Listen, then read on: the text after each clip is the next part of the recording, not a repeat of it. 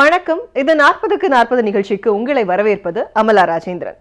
நாட்டை ஆளப்போகும் ஆட்சியாளர்களை தேர்வு செய்ய காத்திருக்கும் 40 தொகுதி வாக்காளர்களின் பிரதிபலிப்பு தான் இந்த நிகழ்ச்சி.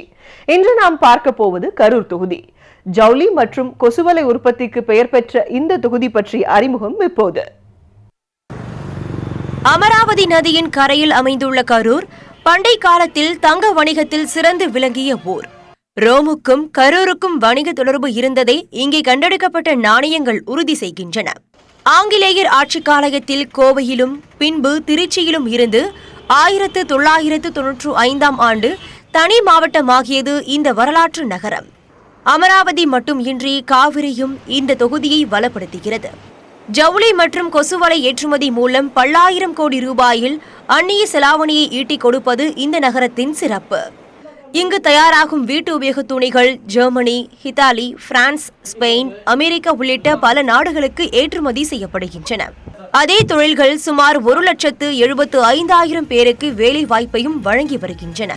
தமிழ்நாடு செய்தி மற்றும் காகித உற்பத்தி நிறுவனம் புகழூரில் அமைந்துள்ளது. தாந்தோன்றி மலையில் கல்யாண வெங்கட்ராமன் கோவில், வெண்ணமலை பாலசுப்பிரமணியர் கோவில் போன்ற ஆன்மீக தலங்களுக்கும் பஞ்சமில்லை. சேலம், ஈரோடு, திருச்சி, திண்டுக்கல் நகரங்கள் கரூரோடு இருப்பு பாதைகள் மூலம் இணைக்கப்பட்டுள்ளன. வேடசந்தூர், அரவக்குறிச்சி, கரூர், கிருஷ்ணராயபுரம், மணப்பாறை, விராலிமலை என 6 சட்டமன்ற தொகுதிகளை கொண்டிருக்கிறது கரூர் மக்களவை தொகுதி. வழக்கு நிலுவையில் உள்ளதை காரணம் காட்டி காலியாக உள்ள அரவக்குறிச்சி தொகுதிக்கு தற்போதைக்கு தேர்தல் இல்லை என தேர்தல் ஆணையம் அறிவித்துவிட்டது. அது தவிர்த்த 5 சட்டமன்ற தொகுதிகளையும் அதிமுகவை கையில் வைத்துள்ளது. அதில் கரூர் தொகுதி எம்எல்ஏவாக போக்குவரத்து துறை அமைச்சர் எம்.ஆர். விஜயபாஸ்கரும், விராலிமலை தொகுதி எம்எல்ஏவாக சுகாதாரத்துறை அமைச்சர் சி. விஜயபாஸ்கரும் இருக்கின்றனர். இந்த 6 தொகுதிகளையும் சேர்த்து 13,65,802 வாக்காளர்கள் உள்ளனர். 1957 முதல் தேர்தலை சந்தித்த கரூர் மக்களவை தொகுதி தொடக்கத்தில் காங்கிரஸ் கட்சியின் கோட்டையாக இருந்தது. பெரியசாமி கவுண்டர், ராமநாதன் செட்டியார், கே. கோபால் உள்ளிட்டோர் எம்பி ஆனார்கள். 1989ஆம் ஆண்டுதான் அதிமுக இந்த தொகுதியை முதல் முறையாக கைப்பற்றியது. தம்பிதுரை எம்பியாகி மக்களவைக்கு சென்றார். அது முதல் இது அதிமுகவின் கோட்டையாக மாறியது. இடையில் தமிழ் மாநில காங்கிரசின் நட்ராயன் ஒருமுறையும் திமுகவின் கே.சி. பழனிசாமி ஒருமுறையும் வெற்றி பெற்றார்கள். 2009ஆம் ஆண்டு தேர்தலில் தம்பிதுரை 3வது முறையாக வெற்றி பெற்று நாடாளுமன்றம் சென்றார். கடந்த தேர்தலில் அதிமுக சார்பில் தம்பிதுரையை மீண்டும் போட்டியிட்டார். அவரை எதிர்த்து திமுக சார்பில் சின்னசாமியும் காங்கிரஸ் சார்பில் ஜோதிமணியும் நிறுத்தப்பட்டனர். தம்பிதுரை 1,95,000 வாக்குகள் வித்தியாசத்தில் வெற்றி பெற்றார். திமுகவின் சின்னசாமிக்கு 3,45,475 வாக்குகளும் கிடைத்தன. ஜிஎஸ்டி வரியால் பாதிக்கப்பட்டிருக்கும் ஜவுளி ஏற்றுமதித்துறை, சாயப்பட்டறை கழிவுகளால் நாளுக்கு நாள் மாசடைந்து வரும் காவிரி நீர் ஆகியவை கரூர் மாவட்டத்தின் பிரதான பிரச்சனையாக இருக்கிறது. இந்த 2 பிரச்சனைகள் பற்றி இந்த தொகுப்பில் பார்க்கலாம்.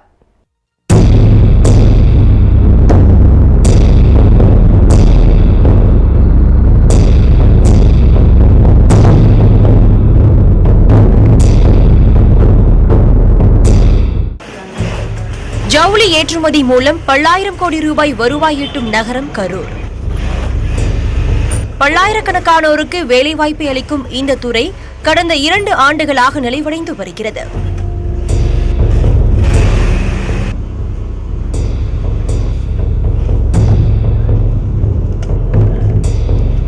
ஆண்டுக்கு 3,500 கோடி ரூபாய் வரை அந்நிய செலாவணியை ஈட்டித்தந்த நடைபெற்று வந்த இந்த துறையில் தற்போது 1,500 கோடி ரூபாய் வரை மட்டுமே வருவாய் கிடைக்கிறது. இதற்கான காரணம் ஜிஎஸ்டி வரிதான் என உறுதியாக கூறுகின்றனர் ஜவுளி ஏற்றுமதியாளர்கள். அந்த ஜிஎஸ்டி இஷ்யூஸ் இன்னைக்கு போர்ட்டல் லெவல்லே இன்னைக்கு எங்களுக்கு ப்ராப்ளம் இருந்துகிட்டு தான் இருக்குது. ரெண்டாவது அந்த கிளைம்லாம் பார்த்தீங்கன்னா இப்போது கடந்த 1 வருடத்துக்கு முன்னாடி பார்த்தீங்கன்னா எங்களுக்கு ஒரு 450 கோடி ரூபா நிலுவைத் தொகை இருந்துச்சு. கடந்த 1 வருஷத்துக்கு முன்னாடி பார்த்தீங்கன்னா இப்போ ஏன்னா ஜிஎஸ்டி வந்து இப்போ 1.5 வருஷம் ஆக போகுது. ஆனால் அப்போவே எங்களுக்கு வந்து கிட்டத்தட்ட 450 கோடி ரூபா நம்மளுடைய கரூர் ஏற்றுமதியாளர்களுக்கு மட்டும் வர வேண்டியிருந்துச்சு. இதில் என்னன்னு கேட்டிங்கன்னா சென்ட்ரலேருந்து வர்ற அதாவது சிஜிஎஸ்டின்னு சொல்லுவாங்க, அது வந்து எங்களுக்கு ஓரளவுக்கு வந்துக்கிட்டு இருக்குது. ஆனால் ஸ்டேட் லெவல் ஜிஎஸ்டி இன்னும் இது வரைக்கும் எங்களுக்கு வரல. சாயப்பட்டறை பணிகளுக்கு மற்றொரு மாவட்டத்தை நம்பியிருப்பதால் ஏற்றுமதியில் காலதாமதம் ஏற்படுவதாகவும் புகார் கூறுகின்றனர் ஜவுளி ஏற்றுமதியாளர்கள். எனவே கரூர் மாவட்டத்திற்கென பிரத்யேக சாய பூங்கா அமைக்கப்பட வேண்டும் எனவும் அவர்கள் கோரிக்கை விடுக்கின்றனர். கடந்த 5 வருடமாக வந்து அது 1500 கோடியிலேருந்து 2000 கோடியாக கிட்டத்தட்ட ஒரு 50% தான் ஆயிடுச்சு. இதுக்கு முழுக்க காரணம் நமக்கு இங்கே சாயப்பூங்கா இல்லாதது. காரணம் வந்து சாயப்பூங்கா இல்லாததுக்கு காரணம் என்னென்னு கேட்டிங்கன்னா, இந்த கவர்மெண்ட் ஒரு டைம் கொண்டு வந்தாங்க, விவசாயிகளோட எதிர்ப்பால் அதை வந்து ட்ராப் பண்ணிட்டாங்க. ஆனால் சாயப்பூங்காவை நம்ம பண்ணக்கூடிய சாத்தியக்கூறு கரூர் மாவட்டத்தில் இருக்குது. ஆனால் இந்த அரசியல் கட்சிகள் இது வரைக்கும் அதை எதுவுமே அவங்க பண்ணலை. ஸோ அது ஒரு பெரிய நமக்கு ஒரு மைனஸாக இருக்குது. நூல் விலை உயர்வு போன்ற பல்வேறு இன்னல்கள் இருப்பதால் உலக சந்தையில் சீனா, வங்கதேசம் போன்ற நாடுகள் ஜவுளி உற்பத்தியில் முன்னேறி வருவதாகவும் இதனால் இந்தியா அதன் இருப்பை இழந்து வருவதாகவும் வேதனைப்படுகின்றனர் ஜவுளி உற்பத்தியாளர்கள். அதான் நூல் விலை வந்து அப்பப்போ ஏறி இன்க்ரீஸ் ஆகி குறைஞ்சிட்டே இருக்குங்க சார். அந்த இது வந்து கொஞ்சம் கவர்மெண்ட் கட்டுப்படுத்தணும். ப்ளஸ் வந்து சந்தை ஒன்று வேணும். டெக்ஸ்டைலுக்கு ஈரோட்டில் இருக்க மாதிரி ஒரு சந்தை ஒன்று வேணும். இங்கே வந்தால் இங்கே இருக்க இவங்களுக்கெல்லாம் கொஞ்சம் பெஸ்ட்டாக இருக்கும். சேல் பண்ணுறதுக்கு, வாங்குறதுக்கு அதெல்லாம் கொஞ்சம் கன்வீனியண்ட்டாக இருக்கும். ஜீவநதியாக கருதப்படும் காவிரி ஆற்றங்கரையோர பகுதிகளில் தடையின்றி மணல் கொள்ளை நடைபெறுவதாக வேதனை தெரிவிக்கின்றனர் இப்பகுதி வாக்காளர்கள். இதனை தடுக்க வேண்டும் எனவும் காவிரியின் குறுக்கே 3 தடுப்பணைகள் கட்டி தண்ணீரை பாதுகாக்க வேண்டும் எனவும் அவர்கள் கோரிக்கை விடுக்கின்றனர். காவிரியை மீட்டெடுக்கணும்னு பார்த்தீங்கன்னா, காவிரி ஓரம் உள்ள அந்த வாய்க்கால்லாம் வந்து முதல்ல தூர் வரணும். அதே போல் கண்மாய்கள், குளங்கள், ஏரிகள் அனைத்தையும் வந்து சுத்தமாக தூர்வாரி இந்த மழைக்காலங்களில் வர அந்த உபரி நீரை வந்து கடலில் கலக்காமல் கொண்டு போய் சேர்க்கறதுக்கு உண்டான வேலைகளை வந்து அரசு செய்யணும். கரூர் மாவட்டத்தில் பார்த்தீங்கன்னா தடுப்பணைகள் ஒரு 2 அல்லது 3 தடுப்பணைகள் அமைக்க வேண்டும். காவிரி ஆத்தோட கரையோரமாக இருக்கக்கூடிய இந்த பாதை அப்படின்றது அரசாலேயோ இல்லை இந்த கிராம மக்களாலேயோ அவங்களுடைய பயன்பாட்டுக்காக அமைக்கப்பட்ட பாதை இல்லை. ஆனால் மணல் திருடர்கள் காவிரி ஆற்றுக்குள்ளே தங்களுடைய வண்டிகளை இறக்கி மணலை திருடுறதுக்காக அமைக்கப்பட்ட இந்த பாதை. இந்த பாதையின் மூலமாகத்தான் மாட்டு வண்டிகளில், அதாவது ஒரு காலத்தில் லாரிகள் இந்த பாதைக்குள்ளே சென்று மணலை திருடியதாக இந்த பகுதி மக்கள் சொல்கிறாங்க. அவர்களுடைய விழிப்புணர்வு காரணமாக தற்போது லாரி என்பது தடுக்கப்பட்டிருக்கு. ஆனால் அதை தாண்டி மாட்டு வண்டிகள் மூலமாக தொடர்ந்து இந்த பகுதியில் மணல் திருட்டு அப்படின்றது நடந்துகிட்டு இருக்கதா இப்பகுதி மக்கள் சொல்றாங்க. நீங்க பார்க்கலாம், இவ்வளவு பெரிய பள்ளம். இந்த பள்ளம் அப்படின்றது மணலை திருடினதால ஏற்பட்ட பள்ளம். இது மாதிரி பல பள்ளங்கள் இந்த காவிரி ஆற்றிற்கு உள்ளே இருக்கிறதையும் நம்மால் பார்க்க முடியுது. கரூரின் மற்றொரு முக்கிய பிரச்சனையாக கருதப்படுவது சாயப்பட்டறை கழிவு.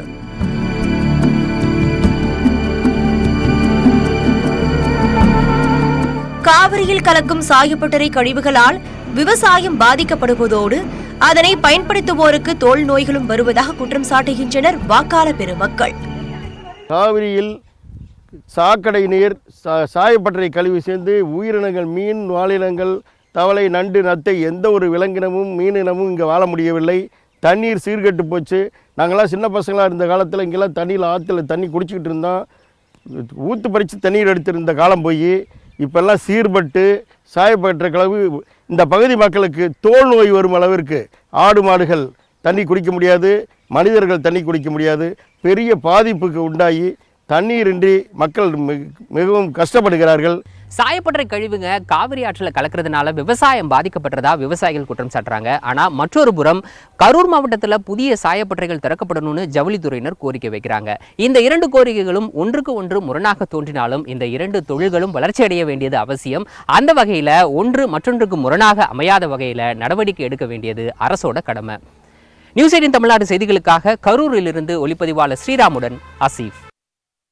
கொசுவலை உற்பத்தி துறையில் ஜிஎஸ்டி வரியால் ஏற்பட்ட நலிவு, முருங்கைக்காய் விவசாயத்தில் கடும் பாதிப்பு, பேருந்து நிலைய இடமாற்ற சர்ச்சை உள்ளிட்டவைகள் கரூரின் மற்ற முக்கியமான பிரச்சனைகளாக கருதப்படுகின்றன. இது தொடர்பாக களத்தில் ஆய்வு செய்து எமது செய்தியாளர் ஹசீஃப் அளிக்கும் சிறப்பு தொகுப்பை இப்போது பார்க்கலாம். நாட்டிலேயே கொசுவலை உற்பத்தியில் சிறப்பாக செயல்பட்டு வரும் நகரம் கரூர். பல்வேறு நாடுகளுக்கு இங்கிருந்து கொசுவலை ஏற்றுமதி செய்யப்படுகிறது. இந்த கொசுவலை செய்வதற்கு பயன்படுத்தக்கூடிய மூலப்பொருட்கள் அவ்வப்போது நாட்டில் கிடைக்காதது உற்பத்தியை பாதிப்படைய வைப்பதாக கூறுகின்றனர் கொசுவலை உற்பத்தியாளர்கள்.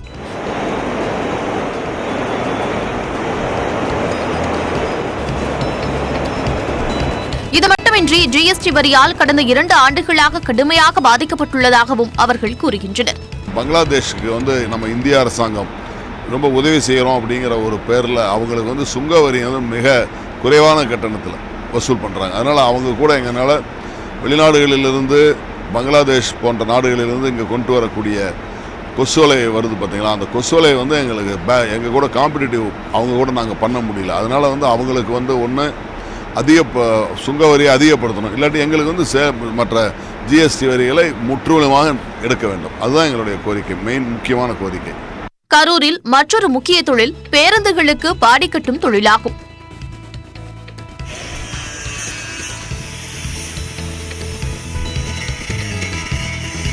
குறைந்த முதலீட்டில் நடைபெற்று வந்த இந்த தொழிலில் அரசின் புதிய விதிமுறைகளால் குறைந்தபட்சம் 30 லட்சம் ரூபாய் வரை செலவு செய்யும் நிலைக்கு தள்ளப்பட்டுள்ளதாக கூறுகின்றனர் பாடிக்கட்டும் தொழிலாளர்கள். பிரைவேட் வண்டியில் உண்டு சார், பிரைவேட் வண்டியில் இப்போ புது வண்டி மினி பஸ் எதுவுமே வரல சார். இப்போ டிஎம்கே ஆட்சியில் இருக்கும்போது அப்போ விட்டாங்க வண்டி, இப்போ இந்த ஆட்சியில் இருக்கும்போது வண்டியே வரல சார், ஒன்றும் இல்லைங்க. எல்லாம் அவங்க மூலியமாக டேரெக்டாக கார்பரேஷனில் அங்கே விட்டுறாங்க, ப்ரைவேட்டுக்கு யாருக்குமே வரதில்லை சார். ப்ரைவேட் நம்பர் பட் இப்போ அது மாதிரி இப்போ இதில் விடும்போது கார்பரேஷன் அவங்களுக்கு தான் சார் வேலை, நமக்கு ஒன்றும் அதிக வேலை இல்லை சார். மரத்தினால் ஆன பாடியை பயன்படுத்த தடை விதிக்கப்பட்ட நிலையில் தற்போது ஸ்டீல் பாடி பயன்படுத்த அதிக செலவு ஆவதாகவும் அவர்கள் கவலை தெரிவிக்கின்றனர். தொழில் வந்து சார் முதல்ல இதுக்கு முன்னாடி நல்லா இருந்தது. இப்போ என்ன பிரச்சனை அப்படின்னா இந்த லைசன்ஸ் பிரச்சனை, மரபாடி போடக்கூடாதுன்னு சொன்னாங்க. மரபாடி போடக்கூடாதுன்னு சொன்னதுக்கப்புறம் என்ன ஆகி போச்சுன்னா ஸ்டீல் பாடி போட சொன்னாங்க. ஸ்டீல் பாடின்னு 30 லட்ச ரூபா கட்டி லைசன்ஸ் எடுக்க சொல்கிறாங்க. இருக்கிறது எல்லாமே சின்ன சின்ன கம்பெனிங்க தான், பெரிய கம்பெனி எதுவுமே கிடையாது. அதனால் 30 லட்ச ரூபாங்கிறத கட்டி லைசன்ஸ் எடுக்கிறதுனால கிட்டத்தட்ட ஒரு 115 கம்பெனி இருக்குது அப்படின்னா இதில் ஒரு 8 கம்பெனி தான் லைசன்ஸ் எடுத்துருக்கு, மற்ற கம்பெனி எல்லாமே லைசன்ஸ் எடுக்காத தான் இருக்குது. அதனால் புது பாடி போட முடியல. கரூர் மாவட்டம் அரவக்குறிச்சியில் விளைவிக்கப்படும் முருங்கைக்காய் நாட்டின் பல்வேறு மாநிலங்களுக்கும் அனுப்பப்பட்டு வருகிறது. ஆனால் அண்மை காலமாக நிலவி வரும் நிலையற்ற விலையால் உரிய வருவாயை ஈட்ட முடியவில்லை என்பது விவசாயிகளின் கவலை. கவர்மெண்ட் நல்லா எங்களுக்கு இது பண்ணி ஒரு கம்பெனிக்கு இது இங்கே கொண்டாந்து இதை பொடி இதை அரைச்சி எங்களுக்கு கவர்மெண்ட்டே எடுத்துகிட்டு இது பண்ணி இது புரோக்கர் எடுத்து அவங்க எங்கள்கிட்ட கம்மியாக எடுத்து அவங்க இது பண்ணுறாங்க.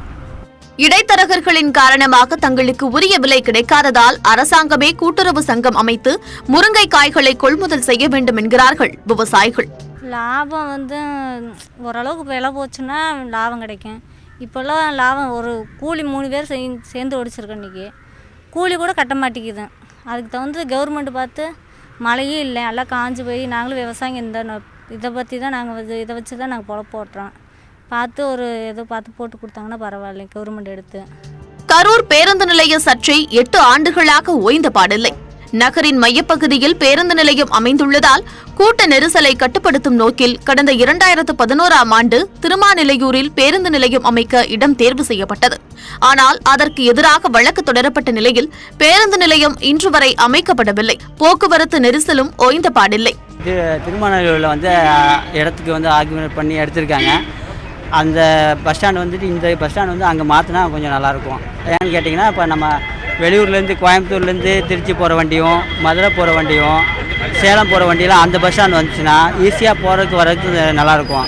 லோக்கல் வண்டி மட்டும் இங்கே கரூர் பஸ் ஸ்டாண்டுக்குள்ளே வந்தால் போதும், அது மாதிரி நல்லாயிருக்கும் சார். நகர பகுதியில் உள்ள வணிக நிறுவனங்கள் தங்களது லாபத்திற்காக பேருந்து நிலையம் இங்கேயே இருக்க வேண்டும் என்று எண்ணி வழக்கு தொடர்ந்துள்ளதாக குற்றம் சாட்டுகின்றனர் பயணிகள். இந்த கவர்மெண்ட் வந்தாலும் இது ஒரு பொது பிரச்சனை எடுத்து இது வரைக்கும் நடத்துறதே கிடையாது.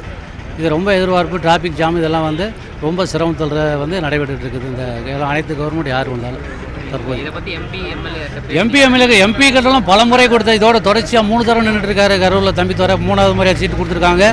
இருந்தாலும் இவர் வந்து எந்த விதமான தொகுதிக்கு உண்டானதோ மக்களுடைய ரெஸ்பான்ஸ் வந்து எடுத்துக்கிறதா வந்து கண்டிப்பாக தற்போது எம்பியும் கிடையாது. இது அடுத்தாப்புல வந்தாலும் வராண்டி இவருக்கு ஓட்டு போட்டு பிரயோஜனமே கிடையாது. இந்த பிரச்சனைகளுக்கெல்லாம் புதிதாக வரப்போகும் எம்பி மூலமாவது தீர்வு கிடைக்குமா என காத்திருக்கிறார்கள் கரூர் வாக்காளர்கள். கரூர் தொகுதி மக்களின் வாக்கு யாருக்கு?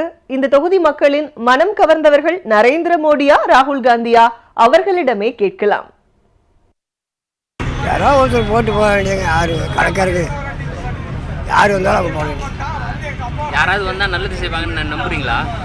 யார் வந்தால் நல்லா செஞ்சால் போட வேண்டியது, நமக்கு நல்லா செய்யறவங்களும் போட வேண்டியது. மோடி யாருன்னு தெரியுமா உங்களுக்கு? தெரியும். ராகுல் காந்தி அது தெரியும். தேர்தலில் யார் ஜெயிப்பான்னு நினைக்கிறீங்க சார்? காங்கிரஸ். ஏன்? மோடி சரியில்லை. அது நதியை வந்து தேசியமாக சொன்னார், அதை பற்றி கண்டுக்கவே இல்லை. கருப்பணத்தை ஒழிக்க சொன்னார், அதை பற்றி கண்டுக்கவே இல்லை இது வரைக்கும். இப்போ பேரோட தான் வந்து வாய் பேசி தான் வருது, அதனால தான். உங்களுக்கு மோடி பிடிக்குமா இல்லை ராகுல் காந்தி பிடிக்குமா? நாட்டு மக்களுக்கு யார் நல்லது செய்கிறாங்க அவங்க தான். மோடி என்ன ராகுல் என்ன யாராக இருந்தால் என்ன, மக்களுக்கு நல்லது செய்யணும். அதுதான் எங்களுடைய குறிக்கோள். உங்கள் 2 பேரில் யார் நல்லது செய்வாங்கன்னு நீங்கள் நினைக்கிறீங்க? யார் நல்லது செஞ்சாலும் நல்லது தான், சந்தோஷம்தான். இவங்க தான் அவங்க தான், பாகுபாட்டெல்லாம் கிடையாது. மக்களுக்கு நல்லது செய்யணும், அவ்வளோதான். மோடி ஏன்? அது பேர் ப்ரீடியரில் இருக்கார், செய்கிறாரு, அதாங்கண்ணா. சரி, மோடி செஞ்ச விஷயத்தில் உங்களுக்கு பிடிச்சது இது? சரியாக சொல்ல நிறையா செஞ்சுருக்காருண்ணா. இப்போ கூட மெடிக்கல் காலேஜ் அதுலாம் கட்டிகிட்டு இருக்காங்கண்ணா. வந்து இப்போ இந்தியாவுக்கெல்லாம் வந்து இப்போ தமிழ்நாட்டுக்கெல்லாம் வந்து இப்போ அடிகள்லாம் ஆட்டியிருக்காங்கண்ணா. மோடி ராகுல் காந்தி இவங்க 2 பேரில் யாரை உங்களுக்கு பிடிக்கும், ஏன் காரணம்? எங்களுக்கு வந்து டோட்டலாகவே 2 பேர்த்துமே பிடிக்கல. இப்போத்த அரசியல் சூழ்நிலை இளைஞர்கள் வந்து நிறைய பேர் வேலை வாய்ப்பு இல்லாமல் இருக்கிறதுலே வந்து மெயின் மோட்டிவே அதுதான். எங்களுக்கு வந்து 3வது அடுத்த அணி வந்து எங்கள் இளைஞர்களுக்காக பாடுபடக்கூடியதாக ஒரு அணி வந்து எங்களுக்கு நல்லா இருக்கும். காங்கிரஸ் தான் சார் இந்த தாட்டி வரணும். ஏன்னா வேலை வாய்ப்பு வந்து இப்போ எங்கே பார்த்தாலும் வேலை வாய்ப்பு இல்லை. 2வது ஜிஎஸ்டி வரியை போட்டு மக்களை ரொம்பவே நோகடிச்சிட்டாங்க. 2வது 3வது என்னன்னு கேட்டிங்கன்னா கருப்பு பணத்தை ஒழிக்கிறேங்கிற ஒரு இது வந்து இன்னும் நடைமுறை வந்துச்சானாங்கிறது தெரியல. மக்களவை துணை சபாநாயகராக செயல்பட்டதால் அவையில் அதிகமாக கேள்விகளை எழுப்பும் வாய்ப்பு தம்பிதுரைக்கு கிடைக்கவில்லை. மற்றபடி அவரது நாடாளுமன்ற செயல்பாடு எப்படி இருந்தது என்பதை விளக்குகிறது இந்த தொகுப்பு. மக்களவை 331 நாட்கள் நடந்திருந்தாலும் துணை சபாநாயகராக செயல்பட்டதால் தம்பிதுரையின் வருகை பதிவு விவரம் இல்லை. அதே நேரம் 103 விவாதங்களில் அவர் பங்கேற்று தனது கருத்துக்களை பதிவு செய்துள்ளார்.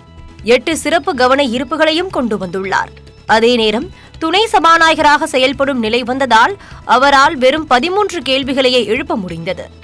கரூர் தொகுதியின் மேம்பாட்டிற்காக 17 கோடியே 50 லட்சம் ரூபாய் ஒதுக்கப்பட்டதில் 16 கோடியே 73 லட்சம் ரூபாயை செலவிட்டுள்ளார். கடந்த 10 ஆண்டுகளாக கரூர் தொகுதியின் எம்பியாக இருப்பவர் தம்பிதுரை. இந்த 5 ஆண்டுகளில் ஒரு எம்பியாக தம்பிதுரையின் சாதனை என்ன? அவரிடமே கேட்கலாம். 5 ஆண்டுகளில் நீங்கள் செய்த என்ன விஷயத்தை வைத்து இந்த 5 ஆண்டுகள் நீங்கள் எனக்கு வாக்கு கொடுங்க, வாக்கு கேட்டு இல்லைங்க. இப்போ உங்களுக்கு வந்து 5 ஆண்டுகள் செய்தது நாட்டு மக்கள் நன்றாக தெரியும். நாடாளுமன்ற உறுப்பினர் என்ற முறையில் நம்முடைய தமிழகத்தின் உரிமைகளை நாடாளுமன்ற பேசியது அனைவருக்கு தெரியும். அது காவேரி மேலாண்மை அமைக்க வேண்டும் என்று புரட்சித் தலைவி உச்சநீதிமன்றத்தில் வெற்றி பெற்றார்கள். ஆனால் மத்திய அரசு அமைக்காமல் காலம் தாழ்த்தியது. அதற்காக நான் குரல் கொடுத்து 23 நாட்களுக்கு நாடாளுமன்றத்தை அவையை அடக்கி அம்மா அவர்கள் நினைத்தார்களோ அதை செய்து முடித்து மத்திய அரசை வற்புறுத்தி காவேரி மேலாண்மை அமைக்கப்பட்டது. கரூருக்கு நல்ல சாலை வசதிகள் வேண்டும் என்று எல்லோரும் எதிர்பார்ப்பது. முதலிலே நான் 2009 வெற்றி பெற்ற பொழுது பார்த்தீர்கள் என்றால் இந்த சேலத்திலிருந்து கரூருக்கு ரயில் பாதையானது அமைக்கப்பட்டது, வெற்றிகரமாக முடித்து கொடுத்திருக்கிறேன். பிறகு அதே போல் இப்பொழுது இந்த சாலை கரூரிலிருந்து கோயம்புத்தூருக்கு செல்வதற்காக 8 வழி சாலை, பசுமை சாலை அமைப்பதற்கு திட்டங்கள் வகுக்கப்பட்டிருக்கிறது. அதை செயல்படுத்துவதற்காக லேண்ட் அக்விசிஷன்லாம் ஆரம்பிச்சிட்டாங்க. அது ஒரு மாபெரும் திட்டம். 3000 கோடி ரூபாயில் திட்டமானது நடைபெற்று கொண்டிருக்கிறது.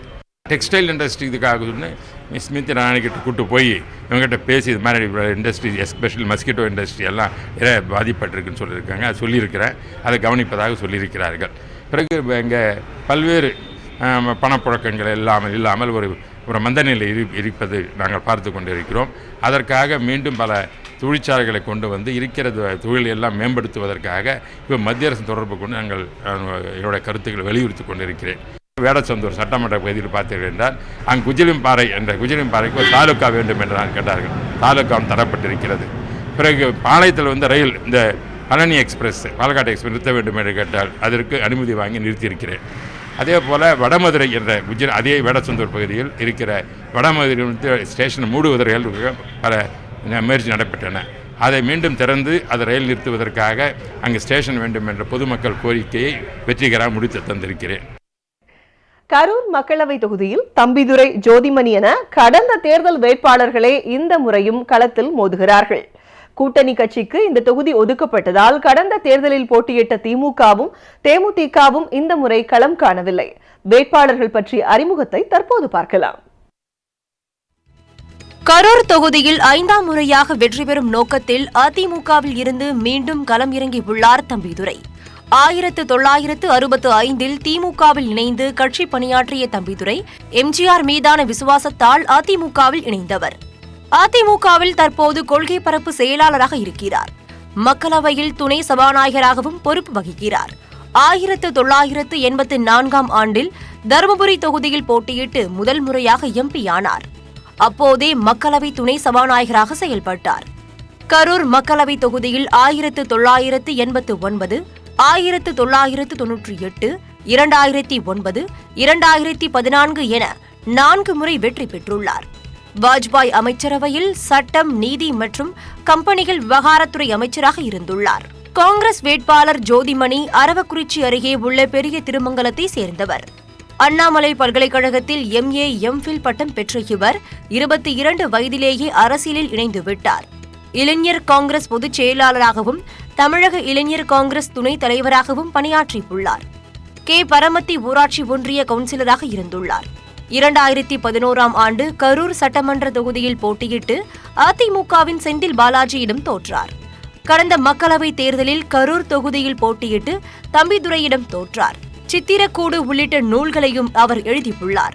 கரூர் மாவட்ட செயலாளர் தங்கவேலை களம் இறக்கியிருக்கிறது அம்மா மக்கள் முன்னேற்றக் கழகம். செந்தில் பாலாஜி திமுகவில் இணைந்த பின் கரூர் மாவட்ட செயலாளர் பொறுப்பு இவருக்கு வழங்கப்பட்டது. அரவக்குறிச்சி அருகே உள்ள பாரப்பட்டியை சேர்ந்தவர். 51 வயதான இவர் பிடெக் முடித்துள்ளார். தேர்தலில் போட்டியிடுவது இதுவே முதல் முறை. நாம் தமிழர் கட்சி சார்பில் போட்டியிடுகிறார் கருப்பையா. மருத்துவரான இவர் எலும்பு மூட்டு சிகிச்சை நிபுணராக இருக்கிறார். நாம் தமிழர் கட்சியின் கரூர் மாவட்ட மருத்துவ பாசறை செயலாளராக பணியாற்றுகிறார். கரூர் தொகுதி நிலவரம் பற்றி முழுமையாக தெரிந்து கொண்டிருப்பீர்கள். இதேபோல தர்மபுரி தொகுதி பற்றி கள தகவல்களை தெரிந்து கொள்ள வேண்டுமா? நாளை வரை காத்திருங்கள். இது 40க்கு 40.